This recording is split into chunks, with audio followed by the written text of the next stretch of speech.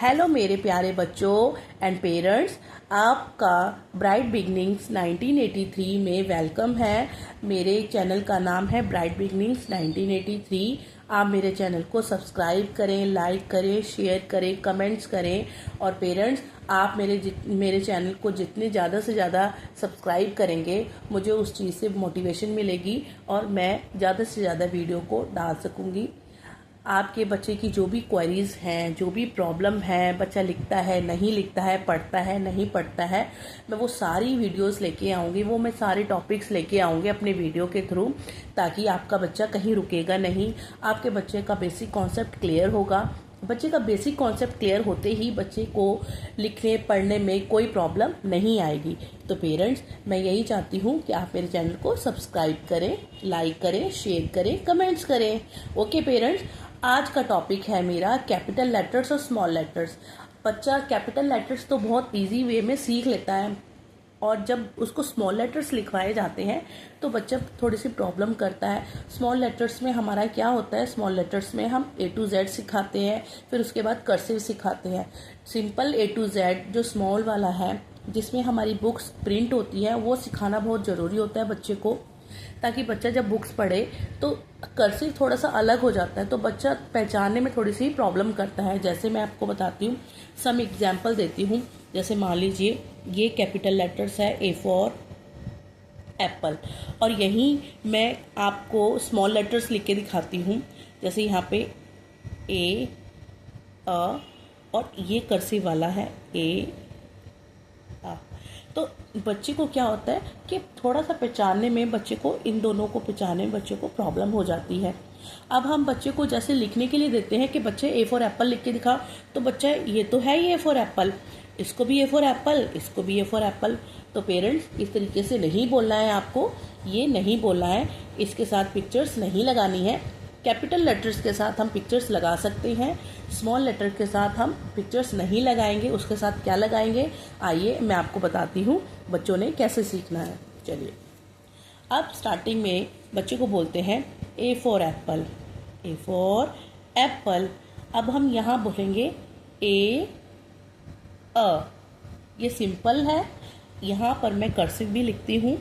मैं यहाँ पर एक कर्सिव की भी लाइन डालती हूँ। कर्सिव यहाँ साइड में मैं कर्सिव लेके चलती हूँ। कर्सिव हमेशा टिक करके बनाया जाता है, A, अ। उसके बाद B for ball, B, B, ब, B, ब। C for cat, C, C, क। D फॉर डॉग, D, ड, D, ड। उसके बाद क्या लेना है हमने, E for elephant, E, E, a, E, A, E, A. Phonic sound निकालें सबकी। F के बाद F, E के आफ्टर क्या लिखेंगे, F for fish, F, F, F, F। G for grapes. देखो, आप नोटिस कर रहे हैं, मैं कैपिटल लेटर्स के साथ सबके साथ पिक्चर्स लगा रही हूँ। G for grapes, G,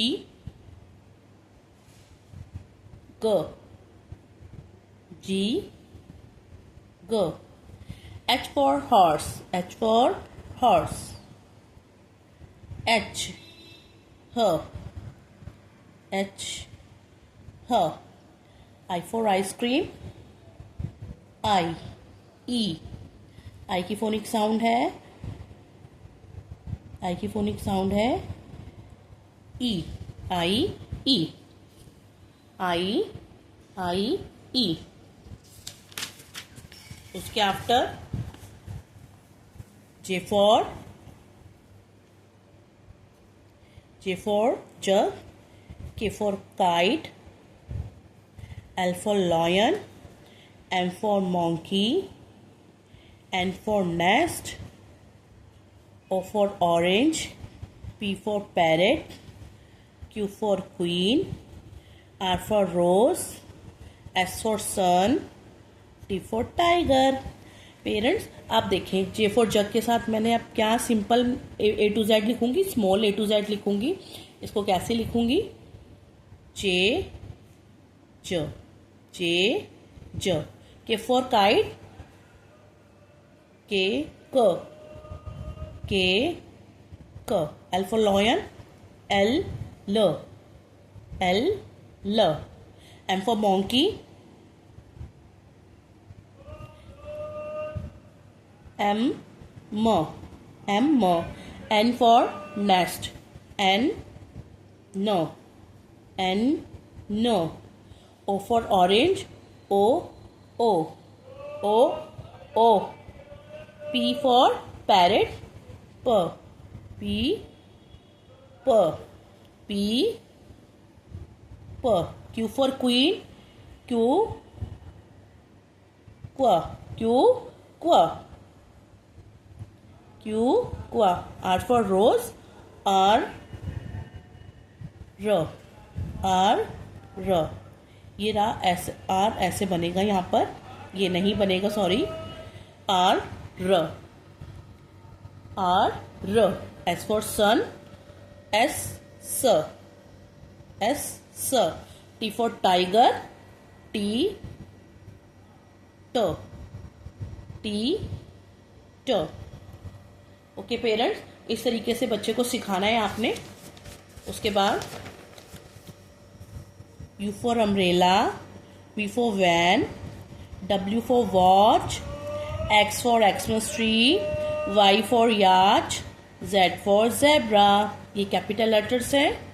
small letters में U for umbrella, U V for van, V ये कर्सिव है, V W for watch, W for watch ये है, और W X for Xmas tree, X की sound X. Y for yacht, Y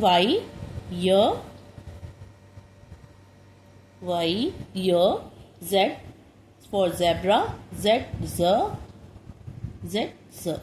इस तरीके से पेरेंट्स आपने बच्चों को डिफ्रेंशिएट बताना है, ताकि बच्चे को A to Z small letters लिखता है या कैपिटल लेटर्स लिखता है तो उसको लिख सके.